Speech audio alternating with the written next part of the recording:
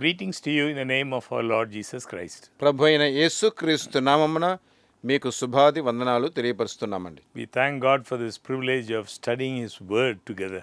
మనమందరము కలిసి ఆయన వాక్యమును ధ్యానించుకునే ధన్యతను ప్రభు దయచేసినందుకు దేవునికి స్తోత్రములు And I చెల్లిస్తున్నాం. thank each one of you for taking your precious time to watch this program. ఈ కార్యక్రమం వీక్షించుట కొరకు మీరందరూ గడుపుతున్న మీ యొక్క సమయం కొరకు కూడా మీకు కృతజ్ఞతలు తెలియపరుస్తున్నాం. And before we begin our study, shall we seek God's blessing? ఈ యొక్క దిన ధ్యాన ప్రారంభంగా ప్రభు యొక్క ఆశీర్వాదముల కొరకు ప్రార్థించుకుందాం. Our loving Father, we thank you for this privilege we have of studying your Word.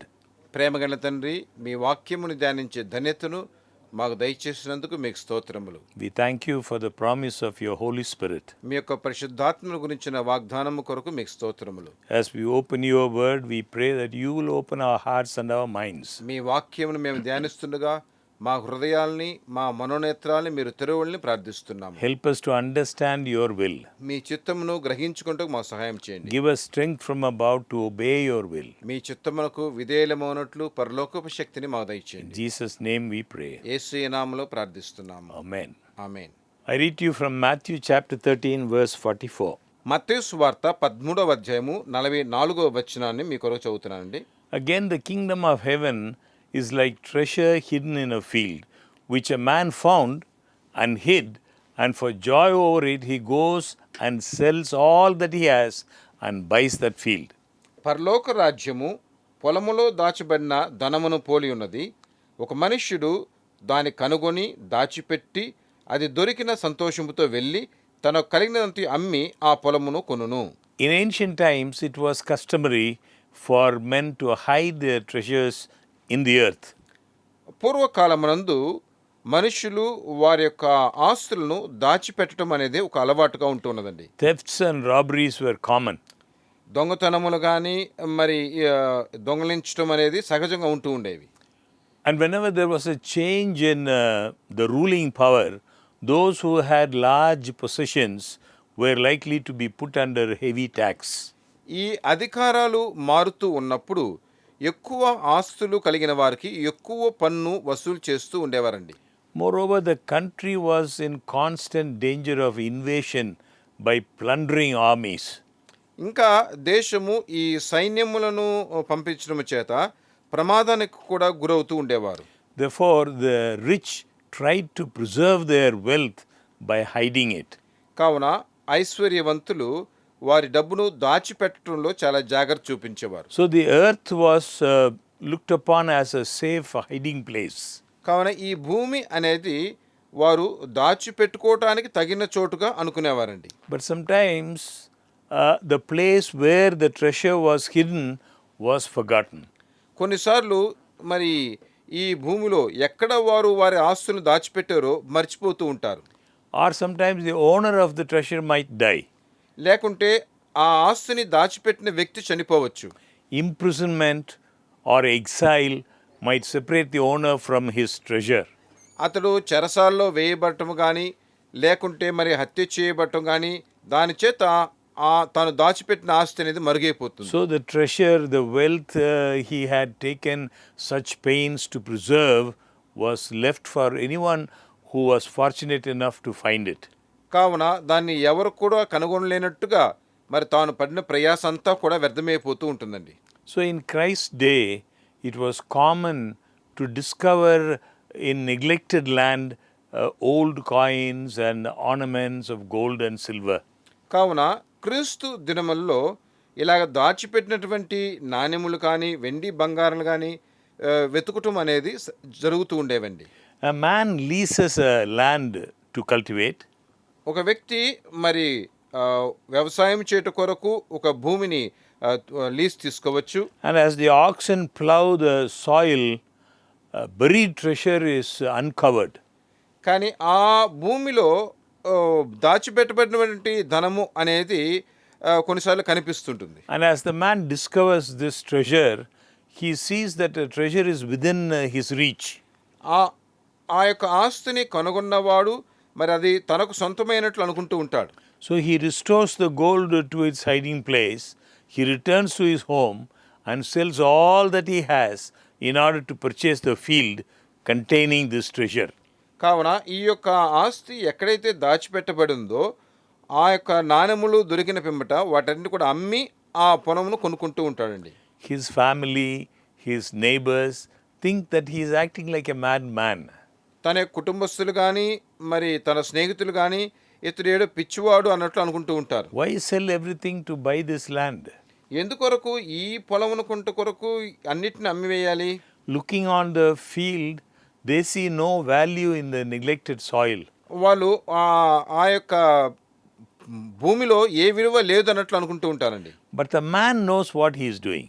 కానీ ఆ వ్యక్తికి తెలుసు తాను ఏం చేస్తున్నాడు అనేది. When he has purchased the land and has title to the field, he searches every part of it to find the treasure that he has secured.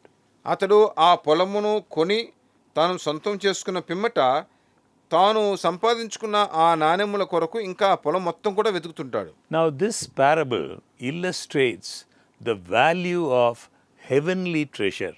ఈ యొక్క ఉపమానము అనేది పరలోకములో ఉన్నటువంటి ఆ ధనమును గురించి చెప్పబడుతున్నదండి. This parable illustrates the effort that should be made to secure that heavenly treasure. పరలోకములో ఉన్నటువంటి ఆ యొక్క ధనమును స్వంతము చేసుకొనుట ఎలాగూ అనే దాని కొరకు ఈ ఉపమానం చెప్పబడుతుందండి. The finder of the treasure in the field was ready to part with all that he had. ఆ పొలములో ఆ యొక్క ధనమును కనుగొన్న వ్యక్తి తనకున్నవి అన్నీ కూడా మరి అమ్మివేయటానికి సిద్ధంగా ఉంటున్నాడు. He was willing to sell everything that he had in order to secure this treasure. ఆ యొక్క ఆ పొలము సొంతం చేసుకోవడానికి తన దగ్గర ఉన్నవి అన్నీ కూడా అమ్మటానికి తాను సిద్ధంగా ఉన్నాడండి. And he was ready to invest untiring labor in order to secure this hidden riches. ఈ యొక్క దాచబడిన ధనమును సంపాదించుకుంటకు తాను మరి విశ్రాంతి లేనటువంటి శ్రమను అనుభవించడానికి సిద్ధంగా ఉన్నాడు. In the same way, the finder of heavenly treasure will count no labor too great. ఇదే సమయమున మరి పరలోకములో ఉన్నటువంటి ఆ ధనమును సంపాదించుకుంటానంటే దానికి సరైనటువంటి శ్రమ అనేది ఏది లేదండి. He will count no sacrifice too dear. ఎవరి యొక్క ప్రయాసను బట్టి కూడా ఆయన ఆ ధనమును ఇవ్వటం లేదు. Willing to sacrifice anything in order to gain the treasures of truth. సత్యమును సంపాదించుకుంటకు మనము ఏ ఒక్క త్యాగమునైనా చేయొచ్చు. In the parable, the field containing the treasure represents the holy scriptures. ఈ ఉపమానములో ఈ పొలము అని చెప్పబడింది పరిశుద్ధ లేఖనములను గుర్తిస్తున్నదండి. This is the field. ఇదే పొలం. And the gospel is the treasure. సువార్త అనేదే ఆ యొక్క ధనము. The earth itself is not so filled with precious things as the word of God is. ఈ యొక్క భూమి అంతా కూడా దేవుని వాక్యము లాంటి విలువైన వాటితో దేనితో కూడా నింపబడలేదండి. So the treasures of the gospel are said to be hidden. సువార్త యొక్క మర్మములు అనేవి అవి దాచబడి ఉన్నాయి. By those who are wise in their own estimation, who are puffed up by the teaching of vain philosophy, the beauty and power and mystery of the plan of redemption, they are not able to perceive them. ఈ దేశంలో ఉన్నటువంటి గొప్ప గొప్ప తత్వజ్ఞానులు కానీ మరి వివేకులు కానీ శాస్త్రజ్ఞులు కానీ ఎవరు కూడా ఈ విమోచన యొక్క కార్యమును వారు గ్రహించలేదండి. Many have eyes, but they do not see. చాలా మందికి కళ్ళు ఉన్నాయి కానీ వారు చూడలేదు. They have ears, but they do not hear. వారికి చెవులు ఉన్నాయి కానీ వారు వినలేదు. They have intellect, but they cannot discern the hidden treasure in this word. వారికి తెలివి ఉన్నా కానీ ఈ వాక్యములో ఉన్నటువంటి ఈ యొక్క ఐశ్వర్యమును వారు కనుగొనలేదండి. A man might pass over the place where treasure had been hidden. ఈ యొక్క ధనము దాచిపెట్టబడినటువంటి ఒక చోటుని ఒక వ్యక్తి దాటిపోవచ్చు. In severe necessity, he might sit down to rest at the foot of a tree. ఒక చెట్టు కింద తాను మరి విశ్రాంతిని కూడా పొంది ఉండవచ్చు. He would sit there not knowing of the riches hidden at its roots. కానీ ఆ చెట్టు వేరు భాగములో గొప్ప ఐశ్వర్యము దాచిపెట్టి ఉన్నది తాను ఎరుగకుండా కూడా ఉంటుంటాడు. This is how it was with the people Jews. ఈ విధంగానే యూదుల యొక్క జీవితము గతించి వెళుతూ ఉన్నదండి. As a golden treasure, truth had been entrusted to the Hebrew people. చాలా అమూల్యమైనటువంటి ఐశ్వర్యముతో కూడిన సత్యము హెబ్రీ జనులకు పరిచయం చేయబడింది. The Jewish nation, bearing the signature of heaven, had been instituted by Christ Himself. క్రీస్తు చేత వ్రాయబడినటువంటి ఆ యొక్క ముద్ర అనేది యూదుల దేశమునకు అనుగ్రహించబడింది. In types and symbols, the great truths of redemption were hidden. విమోచనమును గురించినటువంటి గొప్ప సత్యము గాని మరి ఆ చిహ్నాలు ఆనవాళ్ళు అన్నీ కూడా అక్కడ మరుగు చేయబడినాయి. Many symbolic acts, their sacrifice and various other things. అనేకమైనటువంటి మరి ఇతర మాదిరి విషయాలు అక్కడ ఉంటున్నాయి. Yet when Christ came, the Jews did not recognize Him, to whom all these symbols pointed. కానీ క్రీస్తు వచ్చినప్పుడు ఈ చిహ్నాలు అన్నీ కూడా దేన్ని కనుపరుస్తున్నవి అనేది యూదులు అర్థం చేసుకోలేదండి. All these symbolic acts represented Christ. ఈ యొక్క చిహ్నాలు అన్నీ కూడా క్రీస్తునే కనుపరుస్తూ వచ్చింది. The sacrificial lamb, బలి చెల్లించే గొర్రె, the priest, యాజకుడు, even the blood, ఆ యొక్క రక్తము, every item in that symbolic act, everything pointed to Christ. ఆ యొక్క మాదిరితో కూడినటువంటి క్రియలో ఉన్న ప్రతి ఒక్కటి కూడా క్రీస్తునే The కనుపరిచేది. gospel was hidden in those ceremonies. ఆ యొక్క ఆచార క్రమములో సువార్త అనేది మరుగై ఉన్నది. But when Christ came, they could not recognize Him as the promised Messiah. కానీ క్రీస్తు వచ్చినప్పుడు వాగ్దానం చేయబడిన మెస్సియా ఈయన అని వారు They గ్రహించుకోలేదు. had the word of God in their hands. వారి చేతుల్లో దేవుని యొక్క వాక్యము ఉంటూ ఉన్నది. But the traditions which had been handed down from generation to generation, and the human interpretation and of the scriptures, these things hid from them the truth as it is in Jesus. కానీ తరతరాలుగా వచ్చినటువంటి ఈ యొక్క పారంపర్య ఆచారము అనేది యేసుక్రీస్తు వచ్చినప్పుడు వారికి వీటిని బయలుపరచకుండానే ఉన్నదండి. The spiritual significance of the sacred writings was lost. పరిశుద్ధంగా వ్రాయబడినటువంటి వాటి యొక్క ప్రత్యేకత అనేది అక్కడ వారు కోల్పోయారు. So the treasure house of all knowledge was open to them, but they did not know it. ఈ యొక్క దాచబడినటువంటి ధనమును గురించిన అన్ని విషయాలు వారికి చెప్పండి కానీ వారు తెలుసుకోలేదు. We must remember something. ఇక్కడ ఒక విషయం గమనించాలండి. God does not hide His truth from people. దేవుడు తన సత్యమును జనుల దగ్గర నుంచి మరుగు చేయలేదు. By their own course of action, they make it mysterious to themselves. వారి యొక్క సొంత క్రియల చేతనే అవి వారికి వారే మర్మముగా కలిగించుకున్నారు. Christ gave the Jewish people abundant evidence that He was the Messiah. క్రీస్తు ఆయనే మెస్సియా అని యూదుడికి అద్భుతంగా తను కనపరిచాడండి. But what happens? His teaching called for a decided change in their lives. కానీ ఆయన యొక్క ఉపదేశములన్నీ కూడా వారి జీవితంలో కొంత ఆలోచింపజేసినాయి. They were not willing to make the change, necessary change in their lives. వారి జీవితాల్లో వారు మార్పు పొందాలని వారు అనుకోలేదు. They saw that if they received Christ, they must give up their traditions, which they loved. వారు ఏమనుకున్నారు? మరి యేసయ్య చెప్పిన విషయాలు కానీ వారు విన్నట్లయితే వారి జీవిత అలవాట్లు కొన్నింటిని మానుకోవాల్సి వచ్చిందేమో అనుకున్నారు. They must give up their selfish, ungodly practices. వారి యొక్క స్వార్థపరమైన దేవుడు లేనటువంటి ఆ ఆచారాల్ని వదిలిపెట్టాలేమో అనుకున్నారు. So it required a sacrifice to receive the changeless, eternal truth. కావున ఇప్పుడు ఆ యొక్క నిత్య సత్యమును పొందుట కొరకు ఇక్కడ ఒక బలి అనేది అవసరమవుతుందండి. Therefore, they would not admit the most convincing evidence that God could give to establish faith in Christ. కావున దేవుడు విశ్వాసమును క్రీస్తులో ఉంచి ఉన్నాడు అనేది వీరు ఇప్పుడు నమ్మటం లేదండి. They profess to believe the Old Testament. వారు పాత నిబంధనని బాగా నేర్చుకున్నవారు. They profess to believe the Old Testament scriptures. వారు పాత నిబంధన లేఖనాలని నమ్ముతూ వచ్చారు కానీ And yet they refuse to accept the testimony that was revealed in the Old Testament concerning Christ's life and character. క్రీస్తు యొక్క జీవితము స్వభావమును బట్టి పాత నిబంధనలో చెప్పబడిన విషయాల్ని నమ్మకుండా ఉంటున్నారండి. They were afraid of being convinced in case they should be converted and be compelled to give up their preconceived opinions. వారు మరి ఇప్పుడు కానీ బలవంతము చేత ఈ రక్షణను అంగీకరించారంటే వారు అనుకున్న విషయాలన్నిటిని కూడా మార్పును తీసుకురావాలేమో అని అనుకుంటూ ఉన్నారు. So the treasure of the gospel, the way, the truth, and the life was among them. ఇప్పుడు సువార్తను గురించినటువంటి సత్యము, ఆ జీవము, ఆ మార్గము వారి మధ్యనే ఉన్నది. But they rejected the greatest gift heaven could offer them.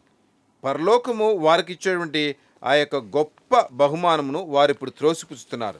John chapter 12 verse 42 we read, యోహాను సువార్త 12వ అధ్యాయము 42వ వచనంలో మనం చదువుతున్నాము. Nevertheless, even among the rulers, many believed in him, but because of the Pharisees, they did not confess him, lest they should be put out of the synagogues.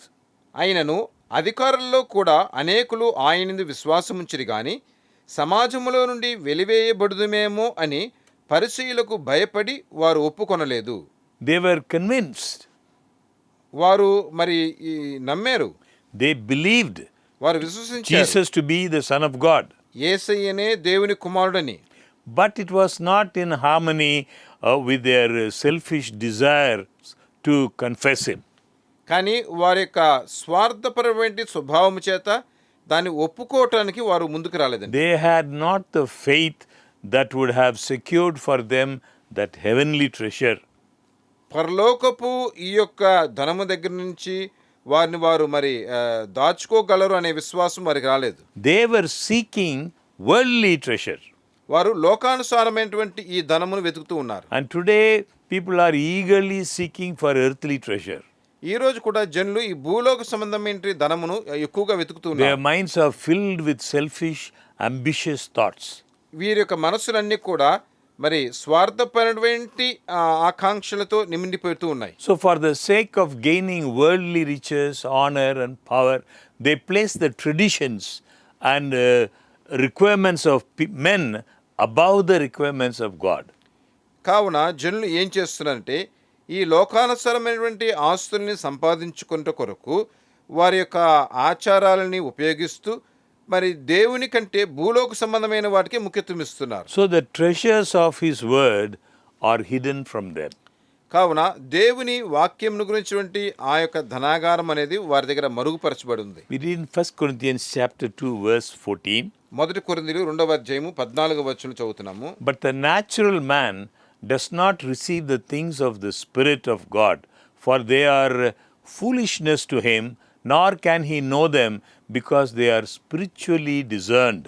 ప్రకృతి సంబంధి అయిన మనుష్యుడు దేవుని ఆత్మ విషయములను అంగీకరింపడు, అవి అతనికి వెరితన్మగా ఉన్నవి, అవి ఆత్మానుభవము చేతనే వివేచింపదగును గనుక అతడు వాటిని గ్రహింపజాలడు. In 2 Corinthians chapter 4 verses 3 and 4, 2వ కొరింథీయులు 4వ అధ్యాయము 3వ వచనము 4వ వచనము. this is what we read. But even if our gospel is veiled, it is veiled to those who are perishing, whose minds the God of this age has blinded, who do not believe, lest the light of the gospel of the glory of Christ, who is the image of God, should shine on them. మా సువార్త మరుగు చేయబడిన ఎడల నశించుచున్న వారి విషయములోనే మరుగు చేయబడి ఉన్నది. దేవుని స్వరూపి అయ్యున్న క్రీస్తు మహిమను కనపరచు సువార్త ప్రకాశము వారికి ప్రకాశింపకుండు నిమిత్తము ఈ యుగ సంబంధమైన దేవత అవిశ్వాసులైన వారి మనోనేత్రములకు గుడ్డితనము కలుగజేసెను. The Savior saw that men were absorbed in getting gain and were losing sight of eternal realities. ఇక్కడ జనులు నిత్య కార్యములను సంపాదించుకోవటంలో వారు తప్పిపోతున్నారండి. And Christ undertook to correct this evil. క్రీస్తు ఈ యొక్క కీడుని సరిచేయాలనుకుంటూ ఉన్నాడు. And he wanted to break the spell that was paralyzing the soul. ఆత్మను నశింపచేసేటువంటి ఆ యొక్క క్రియను నశింపచేయాలని దేవుడు అనుకుంటున్నాడు. And Jesus said in Matthew chapter 16 verse 26, మత్తయి సువార్త 16వ అధ్యాయము 26వ వచనంలో యేసు ఇలా చెప్తున్నాడు. For what profit is it to a man if he gains the whole world and loses his own soul? Or what will a man give in exchange for his soul? ఒక మనుష్యుడు లోకమంతయు సంపాదించుకొని తన ప్రాణమును పోగొట్టుకుంటే అతనికి ఏమి ప్రయోజనము? ఒక మనుష్యుడు తన ప్రాణమునకు ప్రతిగా నేమి నీయగలడు? So he presents before fallen humanity the nobler world they have lost sight of, that they may behold eternal realities. కావున మరి నశించిపోయేటువంటి ఈ జనులందరూ కూడా నిత్యమును పొందుకోవాలి, నిత్య కార్యములు సంపాదించుకోవాలని క్రీస్తు తనను తాను బయలుపరుస్తూ ఉన్నాడు. He takes them to the threshold, to the entrance of the infinite, filled with the indescribable glory of God, and shows them the treasure there. వివరించలేనటువంటి మహత్యమైనటువంటి ఆ ధనాగారం ఉన్న చోటుకి ఈ జనులని దేవుడు తీసుకెళ్లి చూపిస్తూ ఉన్నాడు. And the value of this treasure is above gold or silver. ఈ ధనాగారము యొక్క విలువ అనేది వెండి బంగారముల కంటే హెచ్చైనదండి. The riches of earth's mines cannot compare with this. ఈ భూమిలో ఉన్నటువంటి మరి ఐశ్వర్యమైన గనులు ఏవి కూడా వీటికి సమానం కాదు. We read in Job chapter 28 verses 14 and 15. యోబు 28వ అధ్యాయము 14వ వచనం 15వ వచనము. The deep says it's not in me, and the sea says it's not with me. It cannot be purchased for gold, nor can silver be weighed for its price. అగాధము అది నాలో లేదనును, సముద్రము నా యొద్ద లేదనును, సువర్ణము దానికి సాటి అయినది కాదు, దాని విలువ కొరకై వెండి తోచరాదు. Job chapter 28 verse 17 we read. యోబు 28వ అధ్యాయము 17వ వచనంలో చదువుతున్నాము. Neither gold nor crystal can equal it, nor can it be exchanged for jewelry or fine gold. సువర్ణమైనను స్ఫటికమైనను దానితో సాటి కావు, ప్రశస్తమైన బంగారు నగలకు ప్రతిగా అది ఇయ్యబడదు. This is the treasure that is found in the scriptures. లేఖనములలో మనము కనుగొనేటువంటి ఒక ధనాగారం అంటే ఇదేనండి. The Bible is God's great lesson book. పరిశుద్ధ గ్రంథం అనేది దేవుని యొక్క మహత్యమైనటువంటి పాఠ పుస్తకం. This is his great educator. యేసయ్యనే దీన్ని మనకు నేర్పించే ఆయన. The foundation of all true science is contained in the Bible. ప్రతి ఒక్క విజ్ఞాన శాస్త్రమునకు పునాది అనేది పరిశుద్ధ గ్రంథం. Every branch of knowledge may be found by searching the word of God. దేవుని లేఖనములను పరిశీలన చేస్తే ప్రతి విధమైన జ్ఞానము మనం ఇందులో కనుగొనగలుగుతామండి. And above all else, it contains the science of all sciences, the science of salvation. అన్నిటికంటే ఎక్కువగా విజ్ఞానమునకు మించిన విజ్ఞానము, రక్షణ గురించిన విజ్ఞానము ఇందులో ఉన్నదండి. The Bible is the mine of the unsearchable riches of Christ. క్రీస్తుని గురించి మనము మరి కనుగొనలేనటువంటి మహత్యాలు పరిశుద్ధ గ్రంథంలో ఉన్నాయి. So the true higher education is gained by studying and obeying the word of God. దేవుని వాక్యమును మనం నేర్చుకోవడం చేత, దానికి విధేయులమవటం చేత మనము గొప్ప విజ్ఞాన శాస్త్రాన్ని తెలుసుకోగలుగుతున్నాం. But when God's word is set aside for books that do not lead to God, కానీ దేవుని దగ్గరకు మనం నడిపించినటువంటి కొన్ని పుస్తకాలను మనం చూస్తే, books that do not lead to the kingdom of heaven, పరలోకము దగ్గరికి మనల్ని నడిపించినటువంటి కొన్ని గ్రంథాలు ఉంటున్నాయి. the education received is a misapplication of the name. You don't call it education.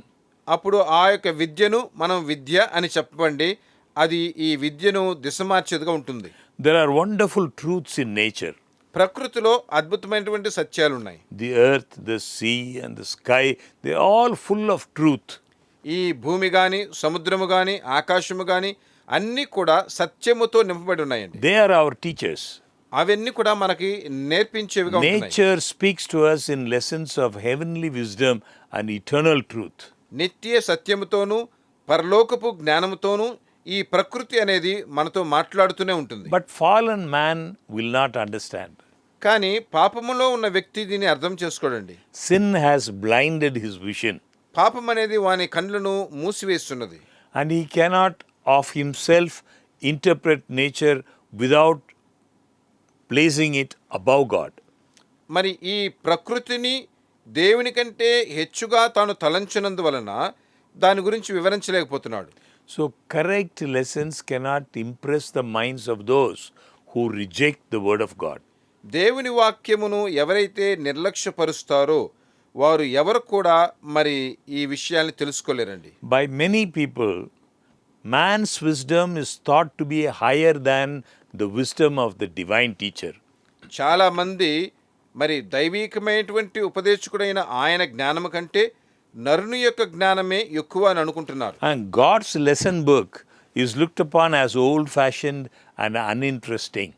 దేవుని యొక్క పాఠపుస్తకమైనటువంటి ఈ యొక్క గ్రంథము చాలామందికి ఏదో ఒక అలవాటు క్రమముగా ఏదో వివరించలేనట్టుగా కనిపిస్తున్నది. But by those who have been renewed by the Holy Spirit, కానీ ఎవరెవరైతే పరిశుద్ధాత్మ చేత వారు మార్పు పొంది ఉన్నారో it is not regarded like that. వారికి ఆ విధంగా కాదండి. They see the priceless treasure. వారు దీన్ని అమూల్యమైనటువంటి ఒక ధనాగారంగా చూస్తున్నారు. They would sell all to buy the field that contains it. వారి దగ్గర ఉన్నవి అన్నీ కూడా అమ్మి ఆ పొలమును కొనగలిగిన శక్తి. Instead of books containing the suppositions of great authors, గొప్ప గొప్ప గ్రంథకర్తలు రాసినటువంటి కొన్ని పుస్తకాలు ఉంటున్నాయి.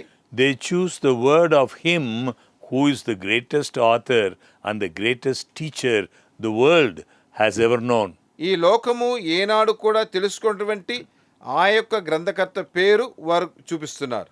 He gave his life for us, ఆయన తన జీవమును మన కొరకు అప్పగించాడు. that through him we might have everlasting life. ఆయన ద్వారా మనలో నిత్య జీవం అనేది ఉంటూ ఉన్నది. But Satan works on human minds, కానీ సాతానుడైతే మానవ మనస్సుల మీద పనిచేస్తున్నాడు, leading them to think that there is a wonderful knowledge to be gained apart from God. దేవుడు లేకుండానే అద్భుతమైన జ్ఞానాన్ని సంపాదించుకోవచ్చు అన్నట్లు చెప్తున్నాడు. By deceptive reasoning, he led Adam and Eve to doubt God's word. మోసపరచు ఆ యొక్క వివాదము చేత ఆదాము హవ్వలు దేవునే సందేహపరిచేలాగా చేశాడు. And to supply its place with a theory that led to disobedience. వారిలో అవిధేయత కలిగించేటువంటి ఒక పాఠాన్ని వారికి నేర్పిస్తున్నాడు. And his sophistry is doing today what it did in Eden.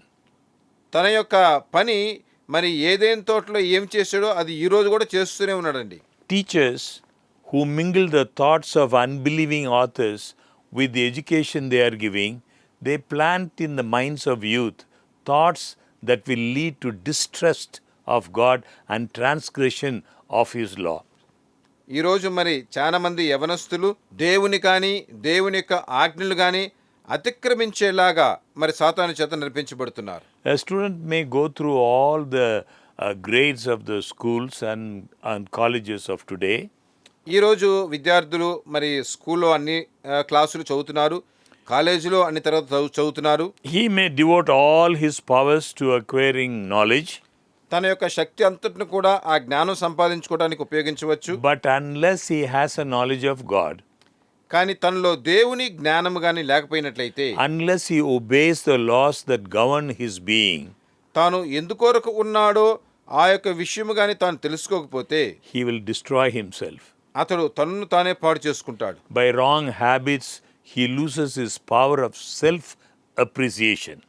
తనను గొప్పగా తలంచేటువంటి ఆ యొక్క తలంపును మరి తను కోల్పోతుంటాడు. He loses self-control. తన యొక్క మరి తనను తాను స్వాధీనపరచుకోవడంలో తప్పిపోతుంటాడు. He cannot reason correctly. తను మరి సరిగా ఆలోచించే స్వభావం ఆయనలో He ఉండదు. is reckless in his treatment of mind and body. తన యొక్క దేహమును కానీ మనస్సును కానీ సరి చేసుకోవటంలో తనకు ఒక విరక్తి అనేది కలుగుతుంది. So by wrong habits, he makes of himself a wreck. కావున మరి తప్పైనటువంటి అలవాట్లలో తన్ను తానే చిక్కొనిస్తూ ఉంటాడండి. He cannot have happiness. తనలో సంతోషం అనేది ఉండదు. His neglect to cultivate pure, healthful principles places him under the control of his habits and ruin his peace. తనను మరి స్వాధీనపరుచుకొని మంచిలో నడిపించాలనే ఆ యొక్క అలవాటు లేకుండా తన సమాధానమును పాడు చేసేటువంటి వాటిలోపై తను చిక్కుకుంటూ He ఉంటాడు. spends a lot of time doing his lessons. తను మరి చాలా సమయాన్ని ఈ యొక్క విషయాలు నేర్చుకోవడానికి గడుపుతూ ఉంటాడు. But his years of taxing study, they are lost. కానీ తను ఎన్నో సంవత్సరాలుగా చదివినటువంటి ఆ యొక్క విద్య అంతా కూడా వ్యర్థమైపోతూ ఉంటుంది. Because he has destroyed himself. ఎందుకంటే తనను తానే పాడు చేసుకున్నాడు. He has misused his physical and mental powers. తన యొక్క శరీరపరంగా కానీ మానసికంగా కానీ ఉన్న శక్తిని తను కోల్పోయి ఉన్నాడు. And the temple of the body is in ruins.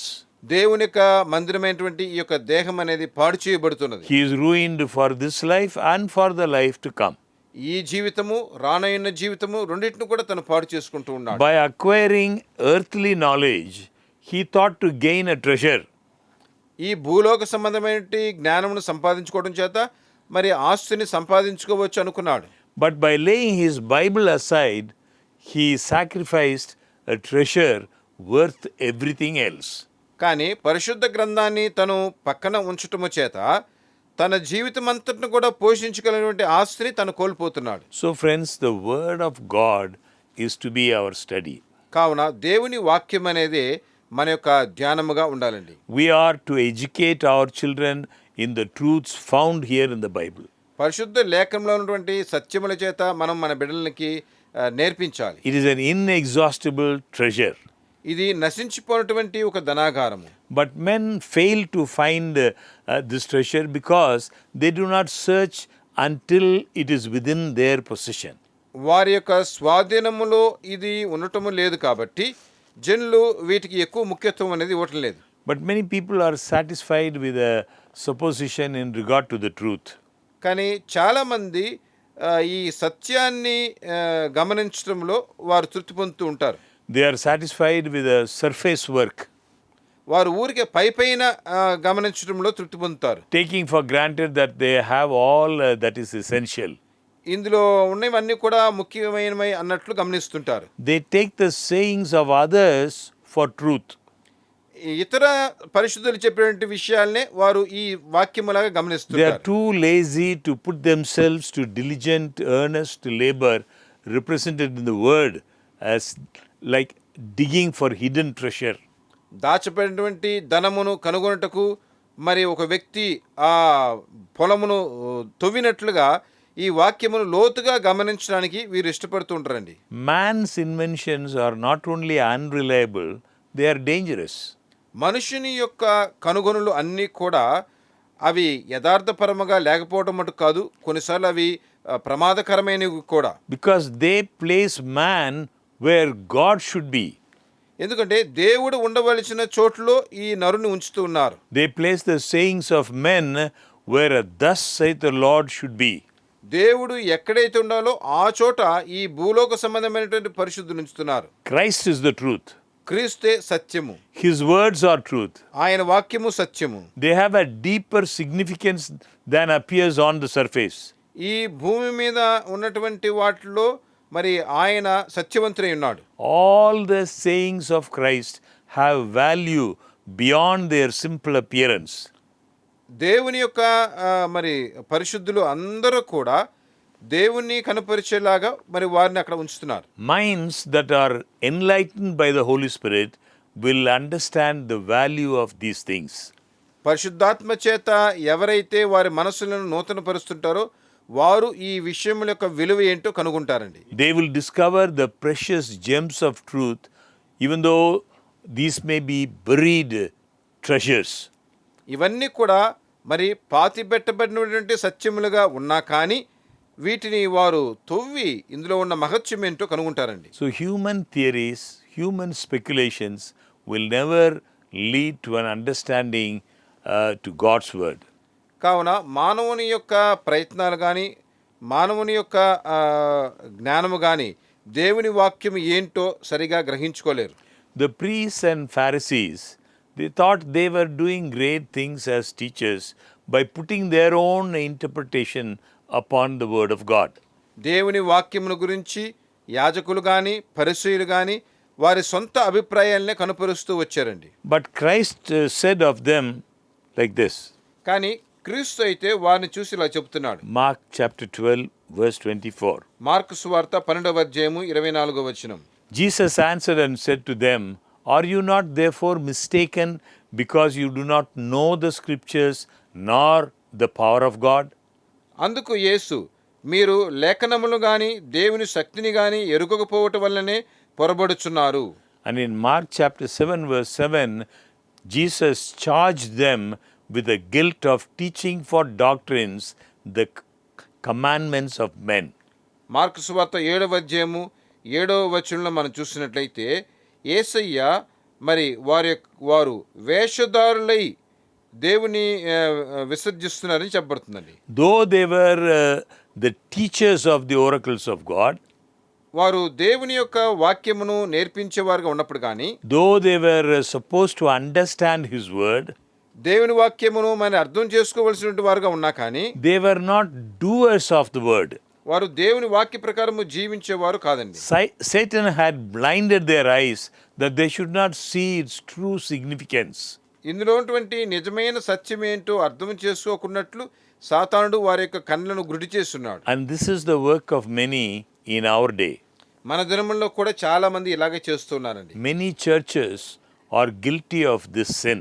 చాలా సంఘాలు కూడా ఈ యొక్క పాప దోషము చేత నింపబడుతున్నాయి. There is a danger, great danger, that the supposed wise men of today will repeat the experience of the Jewish teachers.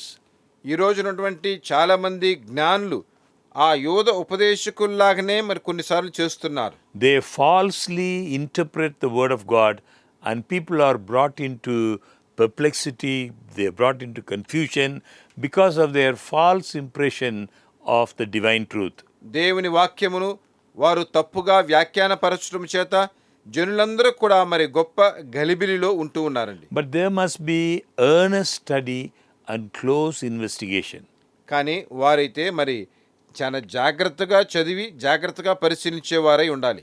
Sharp, clear perceptions of truth will never be the reward of laziness. దేవుని వాక్యమును గురించినటువంటి మరి మంచి విషయాలు అనేవి సోమరితనమునకు తగినటువంటి ఫలితం కాదండి.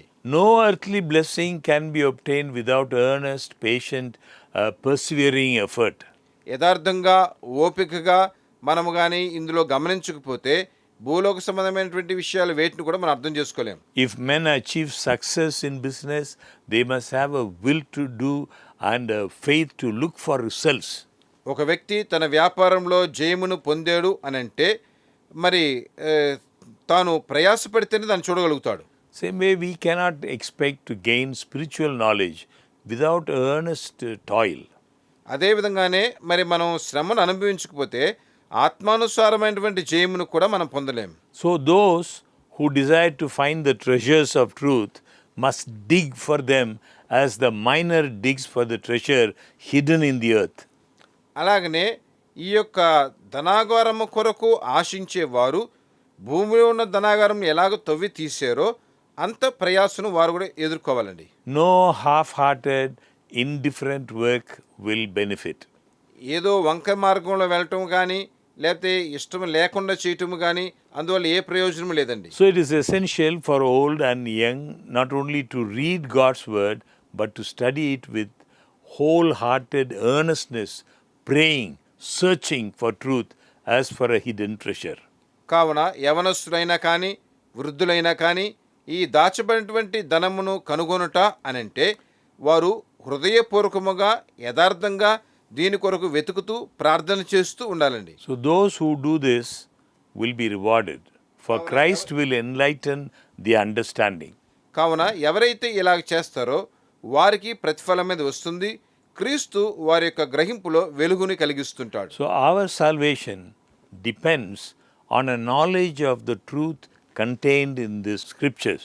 కావున మన యొక్క రక్షణ అనేది లేఖనంలో ఉన్నటువంటి సత్యమును బట్టే ఉంటూ ఉంటుందండి. It is God's will that we should possess this. కావున దేవుని చిత్తమైతే మనం దీన్ని సొంతం చేసుకుంటాం. We must search this precious Bible with hungry hearts. కావున ఆకలి కలిగినటువంటి మనస్సు కలిగిన వారముగా దేవుని వాక్యమును మనం పరిశీలించే వారముగా ఉండాలి. We need to explore God's word as the miner explores the earth to find traces of gold. మరి గనుల్లో ఒక వ్యక్తి ఎలాగ బంగారాన్ని వెతుకుతూ ఉంటున్నాడో ఆ విధంగా మనం దేవుని వాక్యమును వెతికే వారముగా ఉండాలండి. So never give up the search until you have confirmed your relation to God and His will in regard to you. మీరు దేవునితో ఉన్నటువంటి ఆ యొక్క ఐక్యత కానీ ఆ సంబంధము కానీ అది మంచిగా ఉన్నదని తెలుసుకునే వరకు మీరు విడిచిపెట్టకూడదు. In John chapter 14 verses 13 and 14, యోహాను సువార్త 14వ అధ్యాయం 13వ వచనం 14వ వచనము, and whatever you ask in my name, that I will do, that the Father may be glorified in the Son. If you ask anything in my name, I will do it. మీరు నా నామమున దేనిని అడుగుదురో తండ్రి కుమారుని యందు మహిమపరచబట్టుకై దానిని చేతును. నా నామమున మీరు నన్నేమి అడిగినను నేను చేతును. Anyone who would seek successfully for the hidden treasure must rise to a higher interest than the things of this world. ఒక వ్యక్తి మరి ఈ మరుగైనటువంటి ఈ యొక్క ధనాగారమును ఎవరైతే కనుగొంటారో వారు ఈ భూలోకములో ఉన్నతమైన స్థానంలో ఉంచబడతారండి. His affections and all his capabilities must be consecrated to the search. ఒక వ్యక్తి యొక్క మరి ఆసక్తి కానీ తన ప్రయాస కానీ అంతా కూడా ఈ దాచబడిన ధనాగారం మీద ఉంటూ ఉండాలి. Disobedience has closed the door to a vast amount of knowledge that might have been gained from the scriptures. లేఖనంలో ఉన్నటువంటి ఈ యొక్క జ్ఞానమును సంపాదించుకోలేకుండా అవిధేయత అనేది అడ్డుపడుతూ ఉంటుందండి. When you disobey God's word and try to search, you cannot find the truth. మీరు దేవుని వాక్యమునకు అవిధేయులైపోయి ఈ సత్యాన్ని తెలుసుకోవాలని ప్రయత్నిస్తే అది వీలుపడదు. When God reveals to you a truth, unless you obey, you cannot know more truth. దేవునికి విధేయులైతేనే దేవుడు సత్యం నేర్పిస్తాడు, కానీ మీరు అవిధేయులుగా ఉంటే సత్యంలో ఉన్న రహస్యం నేర్చుకోలేరు. Understanding means obedience to God's commandments. అర్థము చేసుకొనుట అని అంటే దేవుని యొక్క ఆజ్ఞలకు మనం విధేయులమవుట. Another thing, when we search the scriptures, ఇంకొక విషయము ఈ లేఖనములను మనం గమనించేటప్పుడు the scriptures are not to be adapted to meet the preconception and jealousy of men. ఈ లేఖనాలు ఏనాడు కూడా మనుష్యుని తలంపులను బట్టో మనుషుని యొక్క దురాశలను బట్టో ఉంటూ ఉండేవి కాదండి. I should not read the scriptures to prove some preconceived idea that I have. నా మనసులో నేనేమనుకుంటున్నానో దానికి తగినట్టుగా వాక్యాలు తీసి నేను చదవకూడదు. They can be understood only by those who are humbly seeking for a knowledge of the truth that they may obey it. ఎవరైతే ఈ యొక్క సత్యమును యథార్థంగా వెతుకుతారో, ఎవరైతే దానికి విధేయులు అవుతారో వారు మాత్రమే ఈ వాక్యాన్ని సరిగా అర్థం చేసుకోగలుగుతారు. So do you ask, what shall I do to be saved? కావున రక్షింపబడడానికి నేను ఏం చేయాలని మీరు అడగొచ్చు. You must leave your preconceived opinions, your hereditary and cultivated ideas at the door of investigation. కావున ఇలాగా మరి దేవుడు వీటి గురించి మీ దగ్గర పరిశీలిస్తూ ఉండగా మీరు ఇంతకుముందే అనుకున్నటువంటి విషయాలు మీ యొక్క తలంపులు అన్నిటిని కూడా దేవుని దగ్గర అప్పగించేయాలండి. If you search the scriptures to vindicate, to prove yourself right, to prove your own opinions, you will never reach the truth. మీరు వాక్యమును తీసుకుని మీ సొంత అభిప్రాయాలు మీ సొంత ఉద్దేశాలని తెలియపరచారంటే మీరు సత్యమును సంపాదించుకోలేరు. Search in order to learn what the Lord says. ప్రభువు ఏం చెబుతున్నాడో దాన్ని నేర్చుకునే కొరకు మీరు పరిశీలించాలి. If you see that your cherished opinions are not in harmony with the truth, do not misinterpret the truth in order to suit your own belief. మీరు ఊహించుకునే కార్యాలు అన్నీ కూడా మరి వాక్యమునకు సరిపడినవిగా లేకపోతే మీ వాక్యమును మీరు చదివే వాక్యానికి సరిపడేటట్టుగా మీరు ఊహించుకునే ఊహలన్నింటి కూడా చెబుతూ రాకూడదండి. Humbly accept the light that is given. దేవుడు మీకు ఇచ్చినటువంటి ఆ యొక్క వెలుగుని మీరు దీనత్వంతో అంగీకరించాలి. So faith in Christ as the world's redeemer calls for an acknowledgement of the intellect controlled by the heart that can understand and appreciate the heavenly treasures. పరలోకములటువంటి ఈ యొక్క ధనాగారమును మనము అర్థము చేసుకోవాలి అని అంటే క్రీస్తు మీద మన విమోచకుడైన యేసుక్రీస్తు మీద ఉన్నటువంటి ఆ యొక్క విశ్వాసము చేతనే వీలు పడుతుందండి. When we speak about faith, మనం విశ్వాసమును గురించి మాట్లాడితే the faith can never be without repentance and transformation of character. మన స్వభావములో మార్పు పొందకుండా మారు మనస్సు పొందకుండా ఈ యొక్క విశ్వాసమును మనం అర్థం చేసుకోలేమండి. It is inseparable. You cannot separate. మీరు దీన్ని వేరుపరచలేరు. You have faith, you must have repentance, and you must have experienced the transformation of character. మీలో విశ్వాసం ఉండాలనుకుంటున్నారా?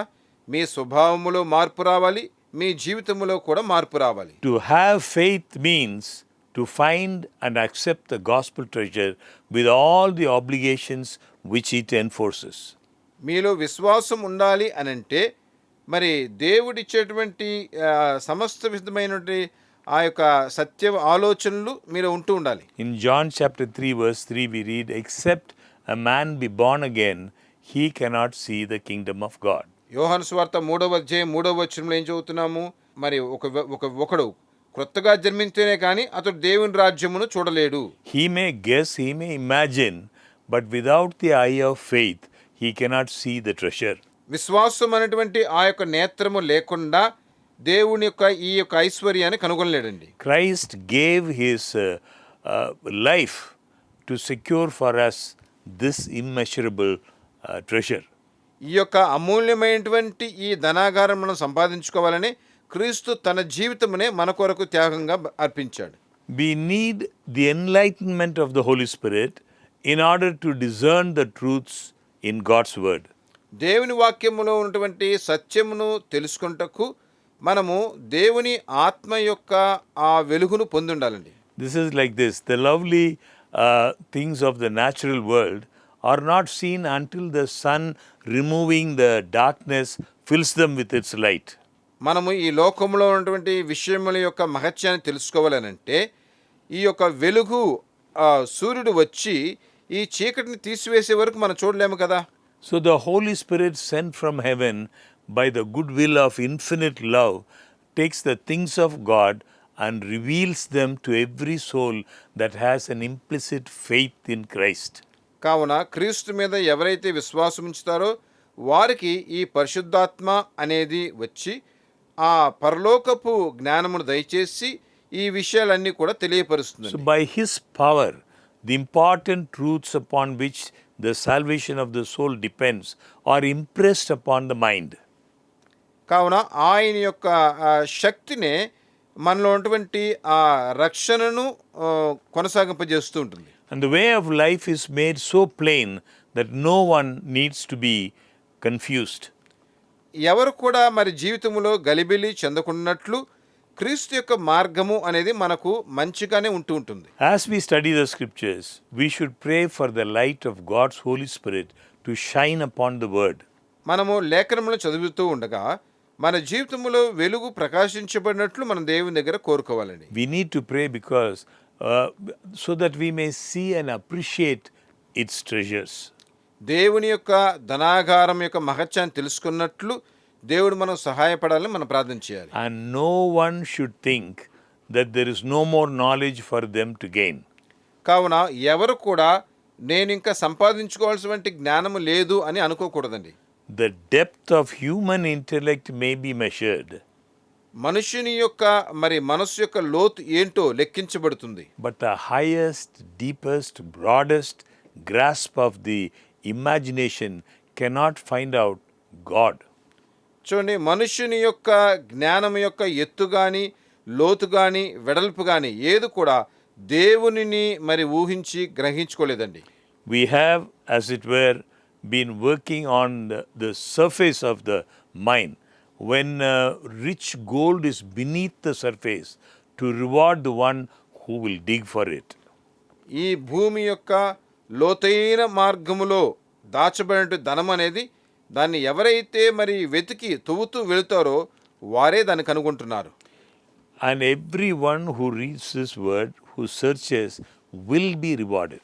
కావున ఈ వాక్యమును ఎవరైతే వెతుకుతున్నారో ఎవరైతే పరిశీలిస్తున్నారో వారికి ఆ ప్రతిఫలం అనేది దొరుకుతుంది. No one can search the scriptures in the Spirit of Christ without being rewarded.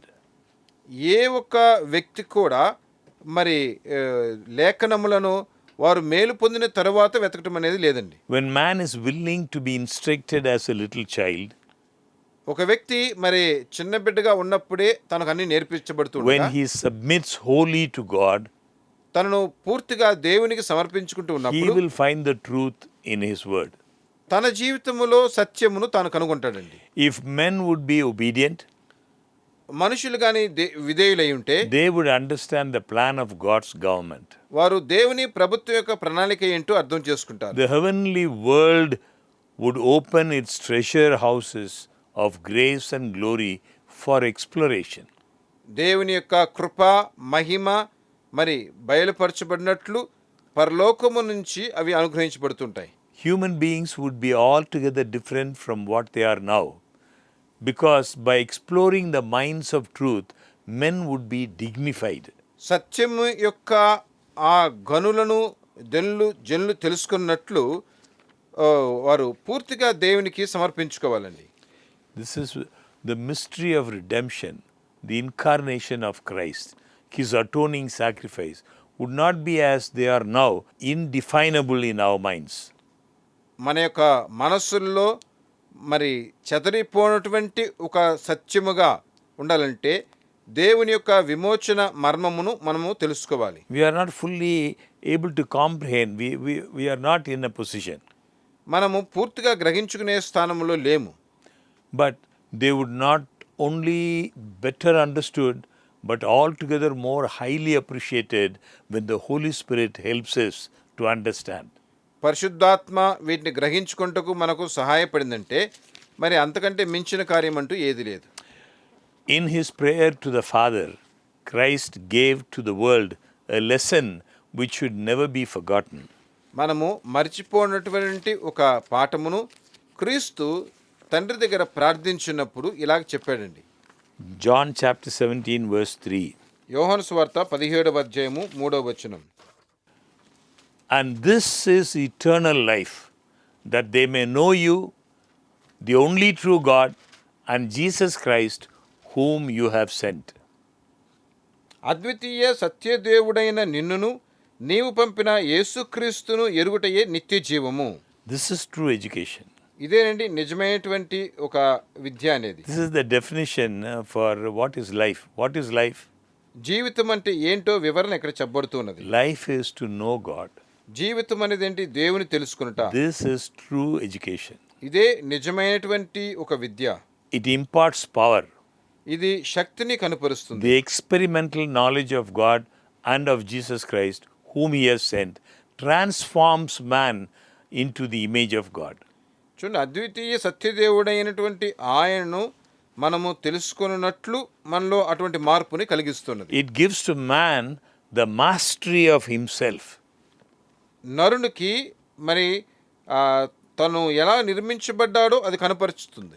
He's bringing every impulse and passion of the lower nature under the control of the higher powers of the mind. మనుషుని యొక్క మనస్సునకు మించిన కార్యాలు ఏవి ఉన్నాయో వాటిని కూడా ఇక్కడ తెలియపరుస్తుంది. It makes its possessor a son of God and an heir of heaven. మరి దేవుని కుమారుడు దేవుని యొక్క స్వాస్థ్యమునకు సమానంగా ఇక్కడ కనపరుస్తుందండి. It brings him into communion with the mind of the infinite. అత్యున్నతమైనటువంటి ఆయన యొక్క మనస్సును ఇక్కడ కనపరుస్తుంది. Opens to him the rich treasures of the universe. ఈ విశ్వమంతటిలో ఉన్నటువంటి ఆ యొక్క గొప్ప ఐశ్వర్యమును ఇక్కడ కనపరుస్తుంది. Friends, this is the knowledge which is obtained by searching the word of God. ప్రియులారా, దేవుని లేఖనములను పరిశీలించుట చేత ఇటువంటి జ్ఞానమును మనం పొందుకోగలుగుతూ ఉన్నాము. This treasure may be found by every soul who will give all to obtain it. ఈ యొక్క ధనాగారము అనేది ఎవరైతే మరి సొంతం చేసుకోవాలనుకుంటున్నారో వారందరికి కూడా అనుగ్రహించబడుతుంది. Having Christ in our lives is so valuable that if we lose everything in order to have it, it is a joyful sacrifice. క్రీస్తును మన జీవితంలో సంపాదించుకుంట కొరకు మనము వేటిని కోల్పోయినా కానీ అది గొప్ప త్యాగమేనండి. The Apostle Paul expresses this very thing in Philippians chapter 3 verses 7 and 8. అపోస్తలుడైన పౌలు ఫిలిప్పీలకు రాసిన పత్రిక 3వ అధ్యాయము 7వ వచనం 8వ వచనంలో ఇలా చెప్తున్నాడు. He says, whatever gain I had, I counted as loss for the sake of Christ. ఆయన ఏమంటంటేనే ఏవేవి నాకు లాభకరమై ఉండెనో వాటిని క్రీస్తు నిమిత్తము నష్టముగా ఎంచుకొంటిని. Indeed, I count everything as loss because of the surpassing worth of knowing Christ Jesus my Lord. For his sake, I have suffered the loss of all things and count them as rubbish in order that I may gain Christ. నిశ్చయముగా నా ప్రభు అయిన యేసుక్రీస్తును గూర్చిన అతి శ్రేష్టమైన జ్ఞానము నిమిత్తమై సమస్తమును నష్టముగా ఎంచుకొనుచున్నాను. In the parable, the man sells everything he has so that he can have the kingdom.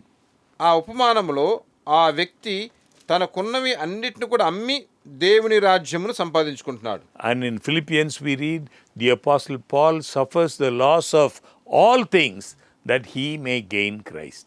ఫిలిప్పీల్లో మనం ఏం చదువుతున్నాము? క్రీస్తును సంపాదించుకుంట కొరకు ఒక వ్యక్తి తనకున్న వాటిని అన్నిటిని కూడా విడిచిపెడుతున్నాడు. The point here is not that you buy the kingdom or bargain for the kingdom or negotiate for the kingdom. ఇక్కడ విషయం ఏంటంటే దేవుని రాజ్యము కొరకు మనము మరి బేరం మాట్లాడటము కాదు. ఇక్కడ The kingdom of God is received without pay. దేవుని యొక్క రాజ్యం అనేది మనము విలువ చెల్లించకుండా సంపాదించుకునేది. Like a poor child, not a rich businessman, because it says, blessed are the poor in spirit, for theirs is the kingdom of heaven. దేవుని వాక్యం ఏం చెప్తుందండి? ఆత్మ విషయములై దీనులైన వారు ధన్యులు, పరలోక రాజ్యము వారిది అని చెప్తుంది. Jesus said, truly I say to you, whoever does not receive the kingdom of God like a child shall not enter it. యేసయ్య ఏం చెప్తున్నాడు? మరి చిన్న బిడ్డల్లాగా వారు కానీ దేవుని రాజ్యమును అంగీకరించకపోతే వారు అందులో ప్రవేశించలేరు. The word of God says, you received without paying, give without pay. యేసయ్య ఏం చెప్తున్నాడు? మీరు ఉచితముగా పొందారు కాబట్టి ఉచితముగా మీరు ఇవ్వండి. Friends, may it be your privilege and mine ప్రియులారా, ఇది మీకు నాకు మంచి అనుకూలతగా ఉండాలి. to surrender our whole being to Christ, మన జీవితమును పూర్తిగా క్రీస్తునకు to be సమర్పించుకోవాలి. willing to sacrifice all that we have మన దగ్గర ఉన్నవి అన్నీ మనము కోల్పోయినా కానీ in order to get this treasure. ఈ యొక్క ఐశ్వర్యమును సంపాదించుకుంటూ This treasure is Jesus Christ in our heart. ఈ యొక్క ఐశ్వర్యం అనేది మన హృదయాల్లో యేసుక్రీస్తు నివసించుట. He brings peace to our soul. ఆయన మన ఆత్మకు సమాధానమును అనుగ్రహిస్తున్నాడు. Shall we pray? ప్రార్థించుకుందాం. Our loving Father, we thank you for your word. ప్రేమగల తండ్రి, మీ వాక్యము కొరకు మీకు స్తోత్రములు. We thank you for the treasure that is hid in this field, which is the scriptures. ప్రభువా, లేఖనము అనేటువంటి ఈ యొక్క పొలములో దాచబడి ఉన్న మీ ఐశ్వర్యము కొరకు మీకు స్తోత్రములు నాయన. Help us to find this gospel treasure. ఈ యొక్క సువార్త ఐశ్వర్యమును మేము కనుగొనడం మాకు సహాయం చేయండి. Help us to experience this peace that comes from above. పరలోకం నుంచి వచ్చే సమాధానమును మేము అనుభవించడానికి మాకు సహాయం చేయండి. In Jesus' name we pray. యేసు నామములో ప్రార్థిస్తున్నాము. Amen. Amen. Thank you, dear friends. Please remember every Monday evening, 7:30 to 8:30. ప్రియులారా, మీకందరికీ కృతజ్ఞత తెలియపరుస్తున్నాము. ప్రతి సోమవారము సాయంకాలం 7:30 గంటల నుంచి 8:30 గంటల వరకు జ్ఞాపకం చేసుకోవాల్సిందిగా మనం Remember this program in your prayers. మీ ప్రార్థనలో ఈ కార్యక్రమం జ్ఞాపకం చేసుకోవాల్సిందిగా మనం చేస్తాం. And what is presented to you this evening is from a book called Christ Object Lessons. ఈ సాయంకాలము మీతో నేను మాట్లాడిన విషయము అనేది క్రైస్ట్ ఆబ్జెక్ట్ లెసన్స్ అనే పుస్తకంలో నుంచి వ్రాయబడింది. And what we have gone through is chapter 8 in this book. ఈ పుస్తకములో మరి 8వ అధ్యాయంలో నుంచి మనం గమనించాం. I pray that God will bless us as we study more about this in the scripture. లేఖనములను మనం ఇంకా ఎక్కువ ధ్యానిస్తుండగా దేవుడు మనల్ని ఎక్కువగా ఆశీర్వదిస్తాడని నేను నమ్ముతున్నాను. Thank you. God bless you. దేవునికి స్తోత్రములు. ప్రభు మిమ్మల్ని దీవించును గాక.